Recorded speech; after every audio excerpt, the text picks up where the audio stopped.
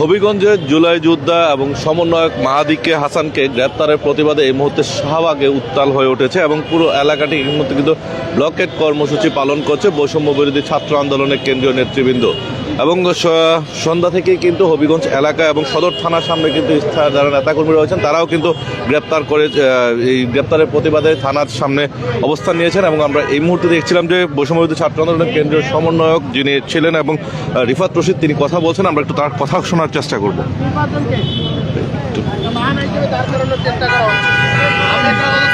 বলতে চাই নির্বাচন হতে হবে এবং এই নির্বাচন জুলাই আগস্টের আন্দোলনের ফসল।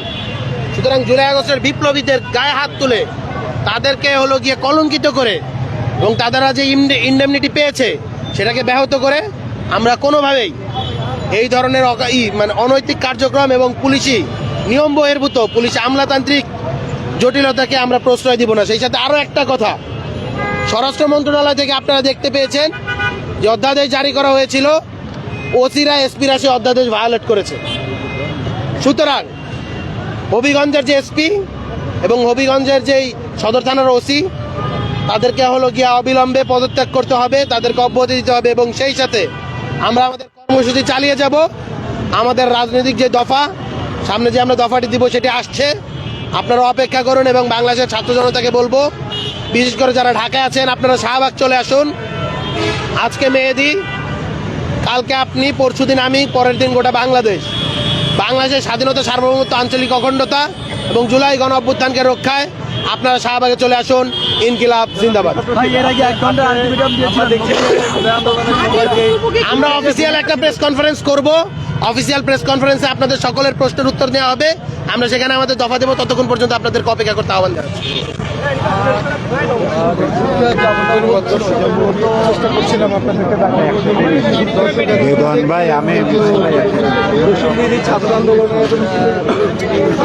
দর্শক, আমরা শুনছিলাম বৈষম্য বিরোধী ছাত্র আন্দোলনের কেন্দ্রীয় সমন্বয়ক রিফাত রশিদ, যিনি প্রধান 5 জন সমন্বয়কের মধ্যে একজন তিনি, এবং এই মুহূর্তে তিনি শাহবাগে অবস্থান নিয়েছেন এবং তার সঙ্গে জুলাই যে আন্দোলনের সময় যে গ্রুপটি তারা ব্যবহার করতেন সেই গ্রুপ থেকে কিন্তু আজকের এই ব্লকেট কর্মসূচির ডাক দেওয়া হয়েছে।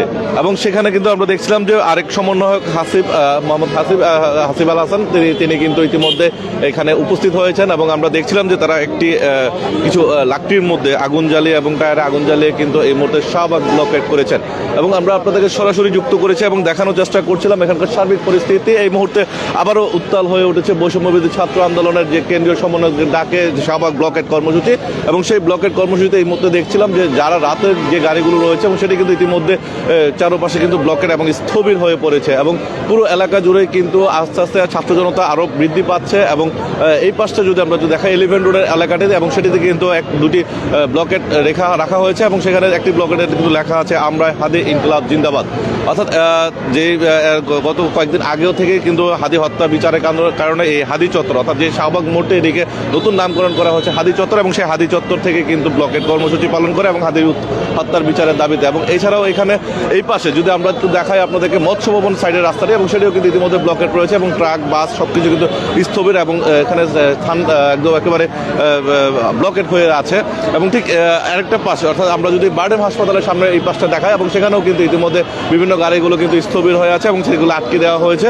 এবং শুধু এই পাশটা না, পুরো এলাকা জুড়েই কিন্তু ইতিমধ্যে দফা দফায় ব্লকেট করা হচ্ছে এবং পুরো এলাকাটিতে অর্থাৎ যারা এখানে উপস্থিত আছেন, যেখানে আমরা দেখছেন কেন্দ্রীয় সমন্বয়ক রিফাত রশিদ এবং রয়েছেন হাসিব মাহমুদ এবং তিনি হাসিব আল হাসান, এবং তিনি কিন্তু ইতিমধ্যে এখানে উপস্থিত রয়েছেন। এবং একই সাথে পুরো এলাকায় কিন্তু ইতিমধ্যে দেখা যাচ্ছে আস্তে আস্তে ছাত্র জনতার সংখ্যা বাড়ছে।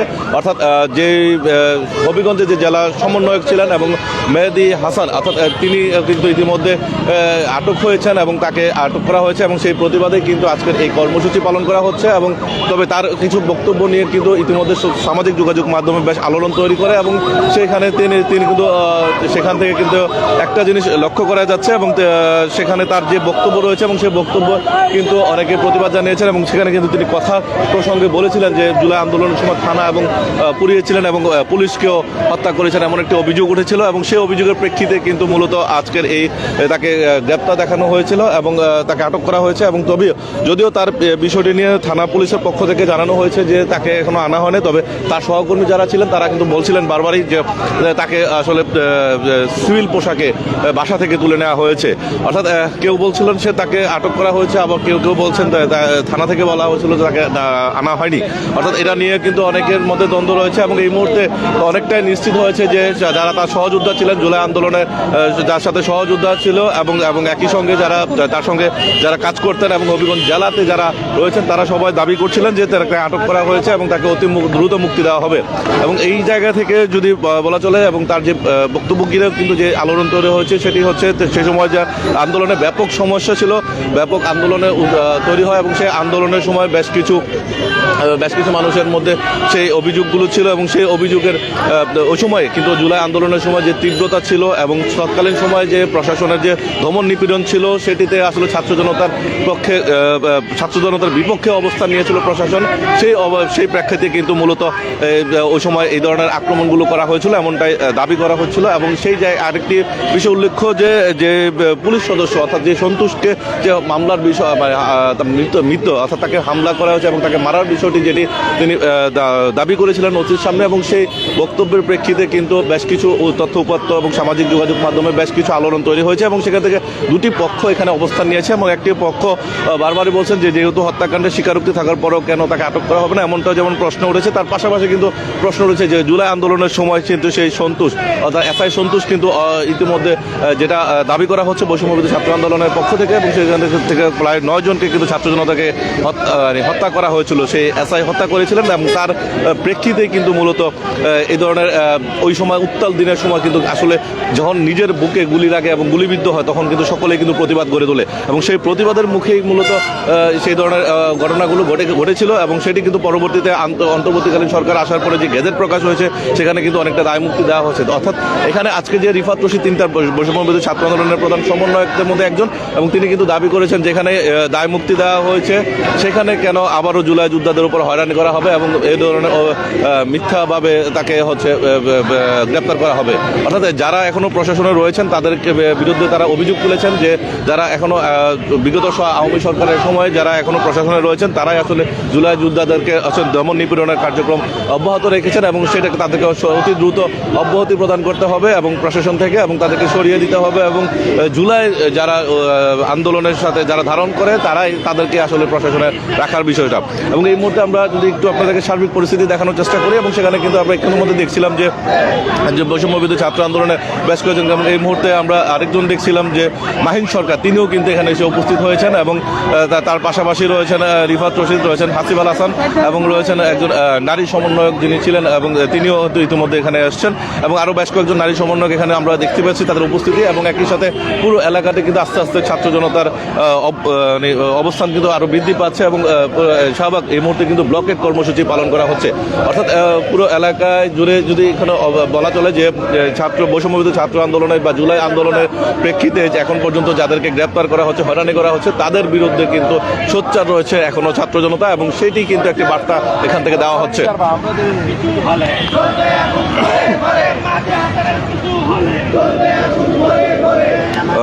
দর্শক, আমরা এই মুহূর্তে আপনাদেরকে যুক্ত রেখেছি এবং লাইভ এবং দেখানোর চেষ্টা করছিলাম শাহবাগ মোড় থেকে এবং সেখানে আমরা দেখছিলাম বেশ কয়েকজন সমন্বয়ক ইতিমধ্যে উপস্থিত হয়েছেন এবং হবিগঞ্জ জেলা সমন্বয়ক যিনি মাহাদি হাসান তারকে গ্রেপ্তারের প্রতিবাদে কিন্তু আজকে শাহবাগে ইতিমধ্যে ব্লকেট কর্মসূচি পালন করা হচ্ছে এবং এখানে তারা স্লোগান দিচ্ছে এবং তারা এখানে স্লোগানে তার মুক্তির দাবি করা হচ্ছে এবং একই সাথে পুরো এলাকায় কিন্তু ইতিমধ্যে ছাত্র জনতা আস্তে আস্তে পর্যায়ক্রমে বাড়তে শুরু করেছে এবং পুরো চারপাশ কিন্তু ইতিমধ্যে ব্লকেট হয়ে গেছে এবং সকল গাড়িগুলো অর্থাৎ যদি এখানকার সার্বিক বিষয়টি দেখা যায় যেমন ঠিক এই পাশে দেখুন গাড়িগুলো কিন্তু ইতিমধ্যে ব্লকেট হয়ে আছে এবং তার এই পাশেও কিন্তু অনেকগুলো গাড়ি কিন্তু ইতিমধ্যে ব্লকেট হয়ে আছে। অর্থাৎ চারপাশে কিন্তু ব্লকেট কর্মসূচি পালন করা হচ্ছে এবং পুরো এলাকা জুড়েই কিন্তু ইতিমধ্যে বেশ কিছু সাধারণ যারা ছাত্র জনতা রয়েছেন তারা কিন্তু পুরো এলাকাটি কিন্তু ইতিমধ্যে ব্লকেট কর্মসূচি পালন করছেন এবং তারা স্লোগানে কিন্তু ইতিমধ্যে উত্তাল হয়ে উঠেছে এবং তারা একটি কাঠের টুকরো অথবা বিভিন্ন জায়গায় কিন্তু তারা আগুন জ্বালিয়ে রেখেছেন এবং আমরা এখানকার বিষয়টি একটু দেখানোর চেষ্টা করছিলাম আপনাদেরকে এবং আরেকটু এবং পুরো বিষয় এলাকা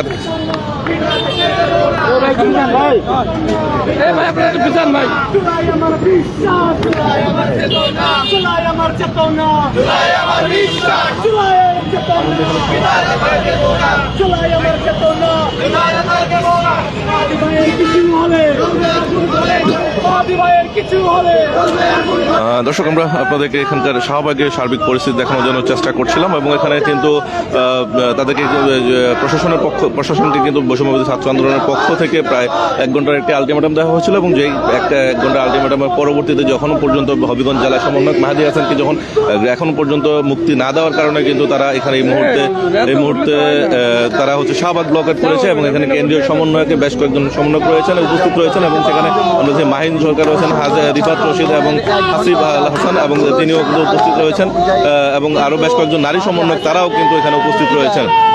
এবং আমরা এই মুহূর্তে যদি এখানকার দেখি যে স্লোগানে উত্তাল হয়ে উঠেছে পুরো এলাকা জুড়ে এবং তারা জুলাই আন্দোলনে সেই উত্তাল স্লোগানগুলো আবারও আজকে তারা দিচ্ছেন এবং তারা সেইখানে স্লোগানে কিন্তু ইতিমধ্যে উত্তাল হয়ে উঠেছে। মুক্তি দিতে হবে এবং সেই 1 ঘন্টা আলটিমেটাম না মানার কারণে কিন্তু এই মুহূর্তে শাহবাগে ব্লকেট কর্মসূচি পালন করছে বৈষম্যবিরোধী ছাত্র আন্দোলনের নেতাকর্মীরা। আমরা দেখতে পাচ্ছেন যে এখানে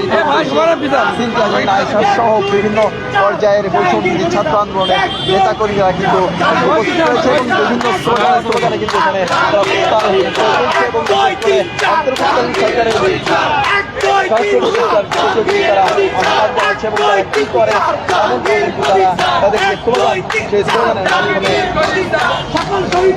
দর্শক, আমরা আপনাদেরকে এখানকার বিষয়গুলো দেখানোর চেষ্টা করছিলাম। এখানে তারা লাকড়ির মধ্যে অর্থাৎ লাকড়িতে কিন্তু আগুন জ্বালিয়ে তারা এখানে স্লোগান দিচ্ছেন এবং সেই জুলাইয়ের যে স্লোগানগুলো সেই স্লোগানে কিন্তু উত্তাল হয়ে উঠেছে পুরো এলাকা এবং সেখানে যে মেহেদী হাসান যিনি রয়েছেন এবং সাবেক এবং হবিগঞ্জ জেলা সমন্বয়ক এবং তিনি এই মুহূর্তে বৈষম্যবিরোধী ছাত্র আন্দোলনের হবিগঞ্জ জেলা সদস্য সচিব হিসেবে দায়িত্ব পালন করছিলেন এবং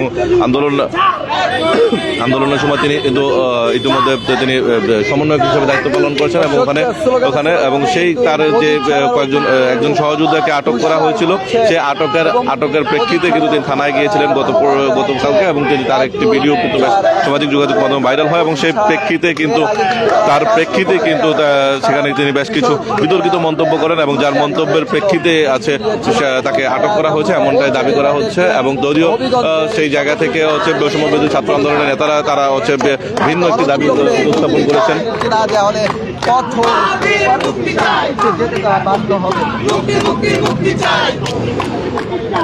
এবং সেই জায়গা থেকে হচ্ছে তার যে বক্তব্য প্রেক্ষিতে যারা বৈষম্যবিরোধী ছাত্র আন্দোলনের যারা কেন্দ্রীয় নেতারা রয়েছেন তারা বিষয়টির দাবিটা ভিন্নভাবে উপস্থাপন করছিলেন এবং তারা দাবি করছেন যে যেখানে আন্দোলনের প্রেক্ষিতে বর্তমান সরকার এখানে স্টাবলিশ হয়েছে এবং যে আন্দোলনের প্রেক্ষিতে বিগত 17 বছরের স্বৈরশাসনের বিদায় হয়েছে সেই আন্দোলনে যে 2000 মানুষ হচ্ছে মৃত্যুবরণ করেছে, যারা জীবন দিয়েছে, সেখানে কিছু জিনিসের প্রতিরোধ করে তোলার ক্ষেত্রে অনেক ধরনের ঘটনা যারা যে প্রশাসন তাদের বিপক্ষে দাঁড়িয়েছিল সেই প্রশাসনের বিরুদ্ধে প্রতিরোধ গড়ে তোলার জন্য অনেক ধরনের সিদ্ধান্ত আসলে তারা নিয়েছিল এবং সেই সময় অনেক উত্তাল সময় অনেক কিছু হয়েছে যেটা নিয়ে হচ্ছে পরবর্তী ইন্টারিয়াম গভর্নমেন্ট গ্যাজেট প্রকাশ করে এবং দায় মুক্তি দেওয়া হয়। সেখানে কেন তারপরে জুলাই যোদ্ধাদের উপরে এ ধরনের আক্রমণ দমন নিপীড়ন চলবে এবং এমনটা তারা দাবি করেছিলেন এবং কিছুক্ষণ আগে আপনাদেরকে বক্তব্যে জানিয়েছিলাম যে রিফাত রশিদ তিনি বক্তব্য দিয়েছিলেন এবং তার বক্তব্যের মাধ্যমে এই ধরনের বার্তা উঠে আসে এবং সেই প্রেক্ষিতে হচ্ছে তারা দাবি করছিলেন যে হবিগঞ্জ জেলা সমন্বয়ক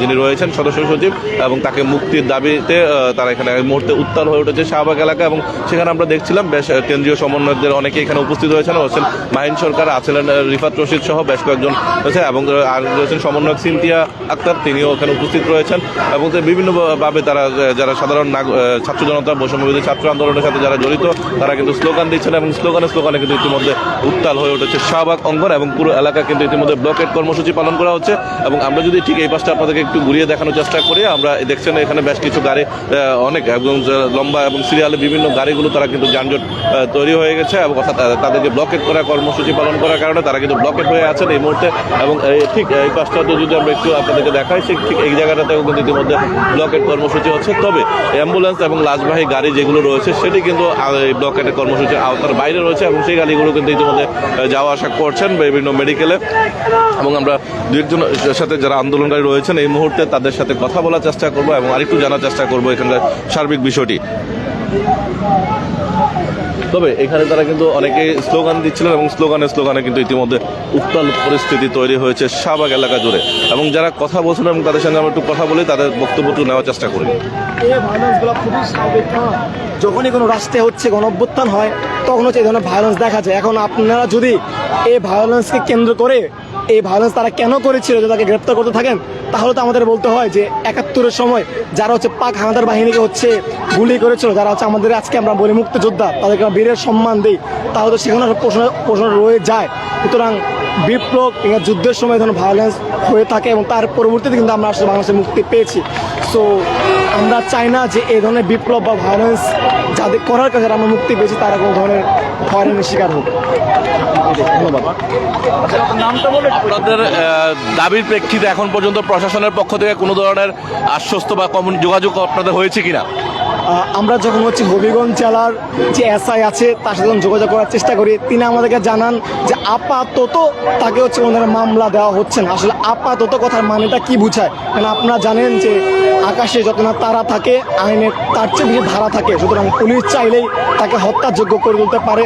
সুতরাং আমরা চাই না যে তাকে কোন ধরনের হেনস্থ বা হচ্ছে আইনের ধারার মধ্যে ফাঁসিয়ে তাকে হচ্ছে হয়রানি করা হোক, সেজন্য আমরা এখানে অবস্থান করছি। আমরা একটু যেটা জানতে পেরেছি যে ওখানকার থানার সামনে আপনাদের বৈষম্য বিরোধী অনেক নেতাকর্মীরা অবস্থান নিয়েছে, এখন পর্যন্ত তাদের সাথে যোগাযোগের সর্বশেষ পরিস্থিতি কি জানতে পেরেছেন? দেখেন, এরা শুধুমাত্র যে হবিগঞ্জে বিক্ষোভ হচ্ছে এমনটি নয়, দেশের বিভিন্ন জায়গায় হচ্ছে এ ধরনের বিক্ষোভ হচ্ছে, কারণ এরা সবার হচ্ছে হৃদয়ে স্পর্শ করেছে এবং যার জন্য জনতা হচ্ছে স্বতঃস্ফূর্তভাবে নেমে আসছে, এইটুকুই। ধন্যবাদ আপনাকে। আপনার নাম? আমার নাম এহসানুল করিম তানজিল, আমি বৈষম্য বিরোধী ছাত্র আন্দোলনের একজন কেন্দ্রীয় দপ্তরের দায়িত্ব পালন করছি। ধন্যবাদ আপনাকে। দর্শক, আমরা একজনের সঙ্গে কথা বলছিলাম যিনি এস এম তানজিল, তিনি বৈষম্য বিরোধী ছাত্র আন্দোলনের দপ্তর সম্পাদকের দায়িত্বে পালন করছেন এবং তার কাছ থেকে সার্বিক পরিস্থিতি জানানোর চেষ্টা করছিলাম এবং আমরা চেষ্টা করবো আরও দু একজনের সঙ্গে কথা বলার এবং সার্বিক বিষয়টি আরেকটু বিস্তারিত জানার, যারা এখানে আসলে দায়িত্বশীল অবস্থানে রয়েছেন। এবং এই মুহূর্তে আমরা দেখছিলাম যে তারা অনেক নেতা কর্মীরা যারা রয়েছেন তারা কিন্তু এখানে স্লোগান দিচ্ছেন এবং তবে স্লোগানে কিন্তু ইতিমধ্যে উত্তাল হয়ে উঠেছে পুরো এলাকা জুড়ে। এবং শাহবাগ কিন্তু ব্লকেট কর্মসূচি প্রাণ এবং তাদের বৈষম্য বিরোধী ছাত্র আন্দোলনের যে জেলা সমন্বয়ক রয়েছেন এবং সদস্য সচিব বৈষম্য বিরোধী ছাত্র আন্দোলনের মাহাদি হাসান, তিনি কিন্তু ইতিমধ্যে গ্রেপ্তার হয়েছেন এবং তার গ্রেপ্তারের প্রতিবাদেই কিন্তু মূলত এই বৈষম্য বিরোধী ছাত্র আন্দোলনের নেতা কর্মীরা শাহবাগ ব্লকেট করেছে। এবং এখন পর্যন্ত বলা চলে যে যারা এখানে অবস্থান নিয়েছেন ছাত্র জনতা, তাদের আরও অনেক বৈষম্য বিরোধী ছাত্র আন্দোলনের অনেক ছাত্র জনতাকে আরও এখানে উপস্থিত হওয়ার জন্য আহ্বান জানিয়েছেন, যেখানে কেন্দ্রীয় সমন্বয়ক রিফাত রশিদ এবং তার পাশাপাশি যারা অন্যান্যরা রয়েছেন, হাসিব রয়েছেন, মোহাম্মদ হাসিব এবং রয়েছেন সিনথিয়া, রয়েছেন মাইন সরকার সহ অনেক নেতাকর্মীরা কিন্তু আজকে এখানে উপস্থিত রয়েছেন এবং তারা কিন্তু এখানে এই আজকের এই ব্লকেট কর্মসূচিকে নেতৃত্ব দিচ্ছেন। এবং আমরা আরও দু একজনের সঙ্গে একটু কথা বলার চেষ্টা করব, একটু জানার চেষ্টা করব এখানকার সার্বিক পরিস্থিতি এবং তাদের সর্বশেষ আপডেটটা।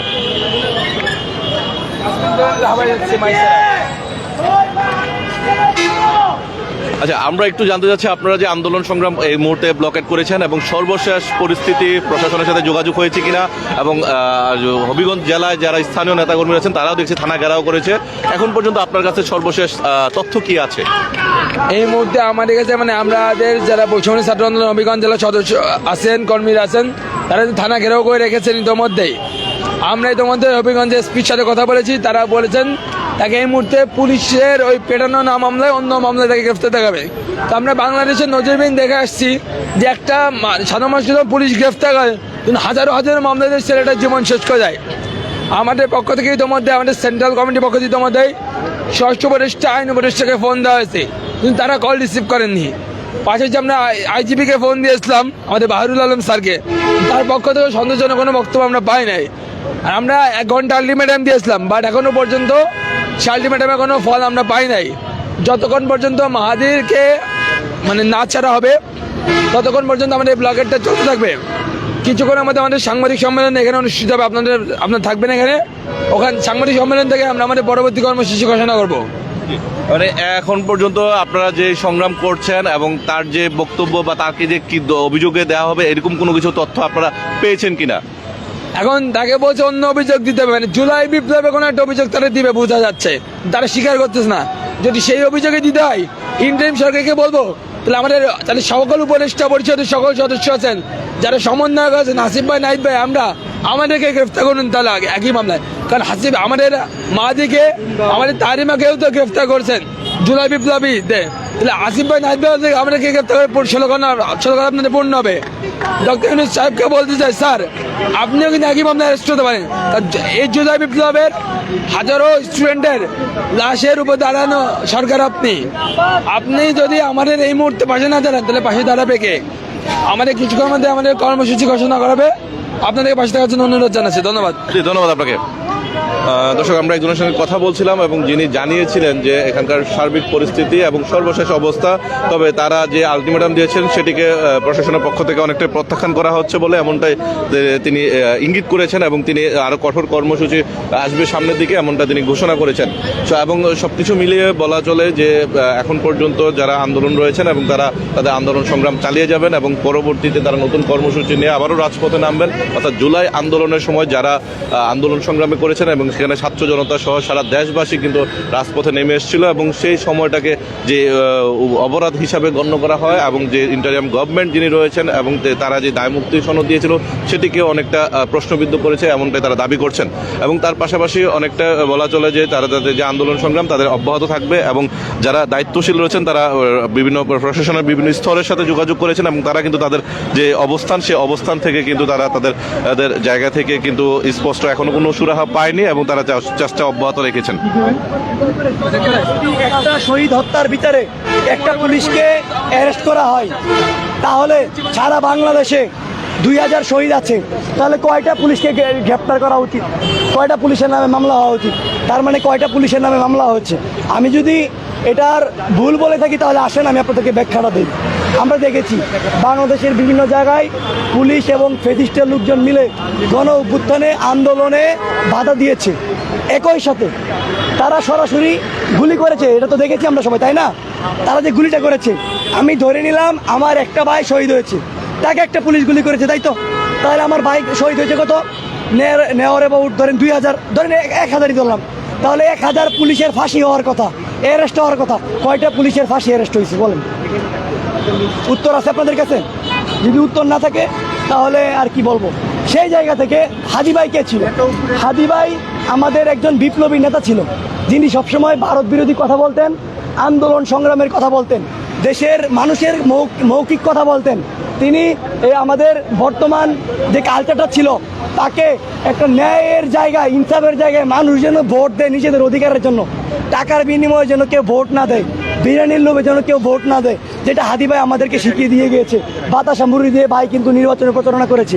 আমি কোনো রাজনৈতিক দলের নেত্রী বা কেউ না, বাট আমি একজন সাধারণ মানুষ, আমি একজন বিপ্লবী। মাহাদির বিপরে এতটুকুই বলবো, আমরা 1 ঘন্টা সময় দিয়েছি, তার ভিতরে মাহাদিকে অতি অবিলম্ব মুক্তি দিতে হবে। আর অন্যথায় সারা বাংলাদেশ আগামীকালকে কঠোর কর্মসূচি ঘোষণা করবে, বৈষম্যবিরোধী ছাত্র আন্দোলন। আমাদের সিনিয়র ভাই যারা আছে তারা এই ঘোষণা করবে। কিন্তু আমার জায়গা থেকে যেটা আমি বলি, দেখেন আমরা 2টা ভুল করছি। শেয়ালের কাছে মুরগি ভাগি দিছি। শেয়ালটা কারা এটা জানে না? শেয়াল হইলো আসিফ নজরুল, শেয়াল হইলো এই যে বৃদ্ধ কিছু উপদেষ্টা আছে যারা ভারতের তাবেদারিতে চলে, যারা ক্ষমতাবান ব্যক্তিদের তাবেদারিতে চলে, তাদের কথা মতো নাচের পুতুল উঠে নামে তাদের মতোই চলে। তো সেই ব্যক্তিগুলোর জন্য আজকে আমাদের জুলাই বিকৃত। যদি এই আসিফ নজরুল সার, এই সারকে যদি বিশ্বাস করে যদি দায়িত্বটা তখন না দেওয়া হইতো তাহলে আমাদের বর্তমান অবস্থানটা অবশ্যই ভালো হইতো। এখন দেখেন আপনারা যারা মিডিয়ার ভাই যারা আছেন, এটা শাহবাগ, এখানে যারা নেতৃত্ব দেয়, যারা ফ্রন্টলাইনের সবাইকে আপনারা চিনেন, তাই তো? কিন্তু বাংলাদেশে তো 64টি জেলা রয়েছে। এই 64 জেলায় যে যারা বিপ্লবী আছে তাদের কয়জনকে চিনেন? আজকে মাহাদিকে ভুল ট্র্যাক করে অ্যারেস্ট করা হয়েছে। কয়েকদিন আগে দেখেছেন শুরু বুকে অ্যারেস্ট করা হয়েছে 50 কোটি টাকা চাঁদা দাবি করে। আমার কথা হলো, যদি 50 কোটি টাকা সে চাঁদা দাবি করে, তার তথ্য প্রমাণ কি? তার ব্যাংক স্টেটমেন্ট কি? সে কত টাকা চাঁদা পাইছে, কার কাছে চাঁদা নিছে, এগুলো প্রকাশ্যে আনেন। তার মানে এটা দাঁড়ায় যে বিপ্লবী যারা ন্যায়ের পক্ষে, বাংলাদেশের পক্ষে কথা বলবে, তাদেরকে বিভিন্ন ট্র্যাক দিয়ে উপদেষ্টা পরিষদের প্রশাসন, গুন্ডা বাহিনী বিভিন্নভাবে উঠায় নিয়ে আসবে। আমরা এটাও দেখেছি যে আসলে আমাদের বাংলাদেশ, আমরা তো আসলে বেশি আবেগবান, আমাদের কিছু ভুল রয়েছে। আমরা আমাদের ভুলগুলো শুধরানোর জন্য আজকে 22 দিন অতিবাহিত হয়ে গেছে। হাদি ভাইয়ের খুনিকে ধরতে পারছেন? কেন ধরতে পারতেছেন না? আমরা মনে করি সারা বাংলাদেশে না হলেও ধরেন 2 লাখ প্রশাসনিক লোক আছে যারা পুলিশ, বিজিবি, র্যাব, আর্মি, তারা কি করে? তারা কেন ধরতে পারলো না? তাদের তো অনেক স্ট্রং নেটওয়ার্ক। আমরা দেখেছি গণ অভ্যুত্থানে যে সকল ভাইদের কোনো মোবাইল নাম্বার ছিল না, শুধু আন্দোলনে অংশগ্রহণ করেছে, একটা ছবি দেখে তাদেরকে অ্যারেস্ট করে নিয়ে আসা হয়েছে কিনা? বাসার থেকে উঠায় নিয়ে আসছে, আমরা দেখেছি। তাহলে সেই হাদি ভাইয়ের হত্যাকারী যারা আছে তাদেরকে কেন ধরতেছে না? কারণ একটাই, তাদেরকে ধরলে রাঘব বল পাওয়া যাবে। আর রাঘব বলদের ভিতরে উপদেষ্টা পরিষদের অনেকের নাম থাকতে পারে, বিভিন্ন রাজনৈতিক দলের নেতৃবৃন্দর নাম আসতে পারে। যদি এই নামগুলো প্রকাশ্যে চলে যায়, হাদি ভাই তো সারা বাংলাদেশের মানুষের হৃদয়ে বসবাস করে, তখন কি হবে? আরেকটা বিপ্লব হবে। এখন তারা শুধুমাত্র নির্বাচন নিয়ে ব্যস্ত। তারা শহীদ পরিবারের খোঁজখবর রাখে, রাজনৈতিক দলগুলো বলেন রাখে না, তারা কিছুই রাখে না। তাদের একটাই কাজ নির্বাচন। আরে ভাই, নির্বাচনের জন্য কি এতগুলো মানুষ জীবন দিয়েছিল, এতগুলো মানুষ হাত পা হারিয়েছিল? সেই জায়গা থেকে আমি মনে করি বিপ্লবীদেরকে থাকতে হবে, আর বিপ্লবীদেরকে রক্ষা করার দায়িত্ব বিপ্লবীদের। সেই শপথে আমরা এখানে অবস্থান করেছি।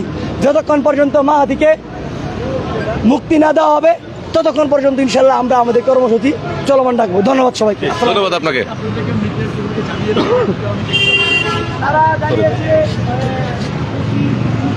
দর্শক, আমরা শুনছিলাম বেশ কয়েকজন জুলাই যোদ্ধা এবং যিনি এখানে এই আন্দোলনে অনেকটাই কেন্দ্রীয় ভূমিকা পালন করছেন, এবং তার কাছ থেকে শুনছিলাম এখানকার সার্বিক পরিস্থিতি।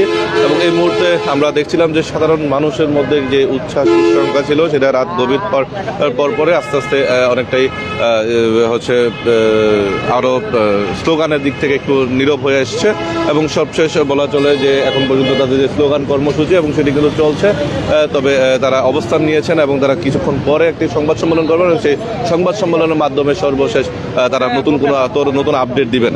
এবং এখন পর্যন্ত বলা চলে যে তারা যে কর্মসূচি সেই কর্মসূচি তারা চলমান রেখেছে এবং চালিয়ে যাচ্ছে। এবং আমরা দেখছিলাম যে বেশ কিছু কাঠ দিয়ে তারা আগুন জ্বালিয়ে কিন্তু রাস্তার মাঝখানে অবস্থান নিয়েছে, এবং পুরো এলাকা জুড়েই কিন্তু এখনো ছাত্র জনতারা রয়েছে। তবে সংখ্যা কিছুটা বৃদ্ধি থাকলেও এখন অনেকটাই কমে আসছে এবং তুলনামূলকভাবে। এবং পর্যায়ক্রমে এখানে কিছুক্ষণ পরে তারা কেন্দ্রীয় কর্মসূচি ঘোষণা করবেন। এবং যারা দাবি করছিলেন, যে বারবার বলছিলেন যে পরবর্তীতে নতুন করে, অর্থাৎ মাহাদিকে যখন মুক্তি না দেওয়া পর্যন্ত তাদের যে কর্মসূচি চলমান থাকবে এবং সেটা পর্যায়ক্রমে আরও দীর্ঘতর হতে পারে বলে তারা জানাচ্ছিলেন। এবং এখন পর্যন্ত আমরা দেখছিলাম যে যারা কেন্দ্রীয় সমন্বয়ক অনেকেই রয়েছেন, তো রিফাত রশিদ ব্যতীত কিন্তু হাসিব এবং সিনথিয়া, তারপর মাহিন সরকার, তারা কিন্তু এখন পর্যন্ত কেউ কোনো ধরনের মন্তব্য করেননি এবং কোনো ধরনের বক্তব্যও দেননি। এবং তবে তারা এখানে অবস্থান নিয়েছেন এবং কিছুক্ষণের মধ্যে তারা কিন্তু সন্ধ্যাবেলা সেই জুলাই মুভমেন্টের যে গ্রুপ ছিল, হোয়াটসঅ্যাপ গ্রুপ, এবং সেখানে কিন্তু তারা তাদের আহ্বান জানিয়েছিলেন ছাত্র জনতাকে রাজপথে নেমে আসার। এবং সেখানে তারা অনেক ছাত্র জনতা এখানে উপস্থিত হয়েছেন এবং এখানে এসে তারা অবস্থান নিয়েছেন এবং তারা স্লোগান দিচ্ছিলেন। এবং রাত 10:30 পরপরই কিন্তু এখানে অনেকে হচ্ছে জড়ো হতে শুরু করে এবং তারা স্লোগান দিয়ে আগুন জ্বালিয়ে কিন্তু বিক্ষোভ কর্মসূচি পালন করে। অর্থাৎ বৈষম্য বিরোধী ছাত্র আন্দোলনের কেন্দ্রীয় নেতৃবৃন্দ তারাও এখানে উপস্থিত আছেন এবং পর্যায়ক্রমে। এবং আমরা দেখছিলাম যে কিছু অংশ অতিরিক্ত যানজটের কারণে আইনশৃঙ্খলা বাহিনীর সদস্যরা তারা কিছু অংশ হচ্ছে সাইড করে দিয়েছেন এবং কিছু যান চলাচল হচ্ছে এমনটাও দেখা যাচ্ছে। এবং কিছু দূরপাল্লা যে ট্রাকগুলো রয়েছে তারাও কিন্তু এখানে চলাচল করছে। দর্শক, এই ছিল আমার কাছে এখান থেকে সর্বশেষ তথ্য আপনাদের জানানোর চেষ্টা করছিলাম। আবারও পরবর্তীতে যুক্ত হব নতুন আপডেট নিয়ে। সে পর্যন্ত ভালো থাকুন, সুস্থ থাকুন, ইত্তেফাকের সঙ্গে থাকুন এবং পরবর্তী যে কর্মসূচি সেই কর্মসূচি আপনাদেরকে জানানোর চেষ্টা করব এবং সে পর্যন্ত আমাদের সঙ্গেই থাকুন।